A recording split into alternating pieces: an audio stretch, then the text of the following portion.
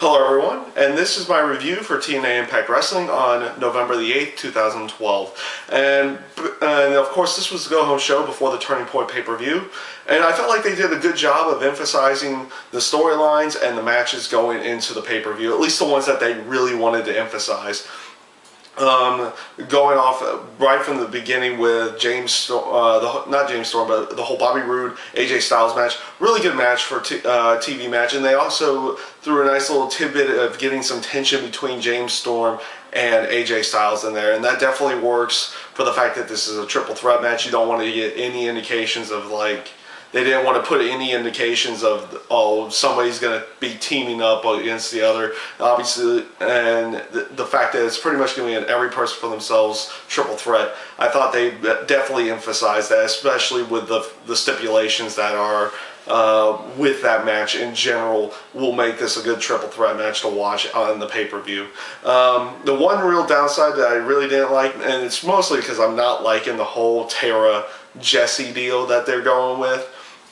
I really didn't like the match with Tara and Jesse versus ODB. This match is leading into another match with, adding Eric Young to the mix at the pay-per-view, and we'll see where they go with that. But I'm still not liking this whole angle they're going with Tara, and it just doesn't make me really want to care about that match going into the pay-per-view. But another match that was really good, which was the six-man tag that night, which was Samoa Joe and Chavo Guerrero and Hernandez versus Kaz and Christopher Daniels and Magnus.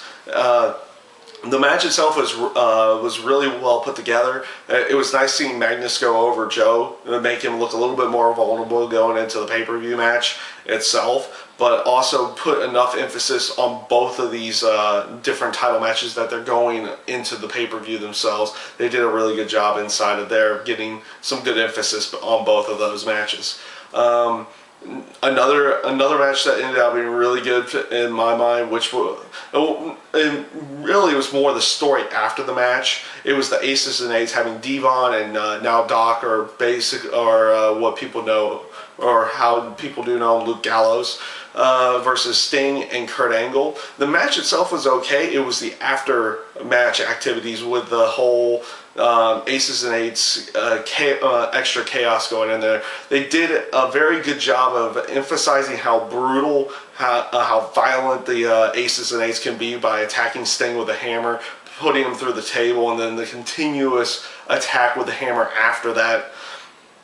After that point in time, they knew in that storyline, Sting is one of the mainstays, one of the bigger names against the Aces and Eights, and taking them out for a period of time just shows how much that the Aces and Eights, how much they thrive off the chaos, how much they thrive in being violent against the other TNA Impact wrestlers at that point in time.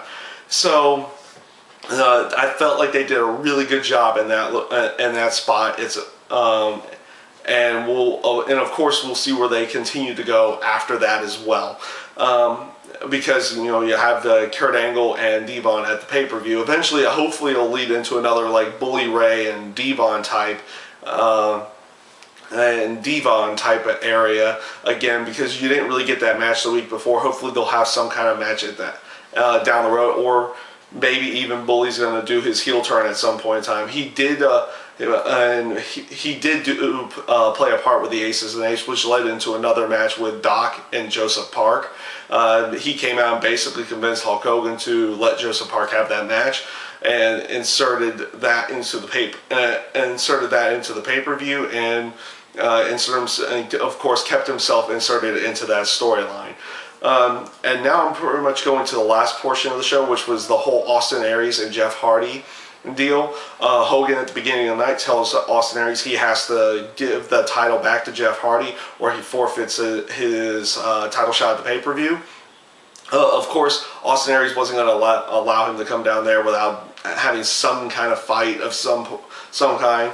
And of course, Jeff Hardy does go over. He does get the belt back. And of course the match is on for the pay-per-view. The nice little, and I felt like they did a really good job of it, insinuating the whole aspect of Aries having to give him back the belt, going out there, and then you look like you were going to have Hardy going over, and then they turn the tables real quick with Aries pulling the ladder out from under Jeff Hardy and having Aries standing over top of Jeff Hardy going into the pay-per-view match itself. It definitely feels like it's a back and forth type deal between the two of them, and hopefully should lead into a fun, entertaining match at the pay-per-view.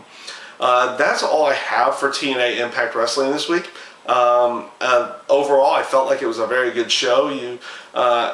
As basically with them all telling the storyline going into the pay-per-view, you had the decision with Gut Check, and you had another little extra tidbit with Matt Morgan and Joey Ryan with the Hulk Hogan altercation, and very good just storytelling, I felt, in my mind, going into the pay-per-view itself. So that was my review. This is my review on TNA Impact Wrestling for this week. I thank you guys for watching, and I hope you enjoyed.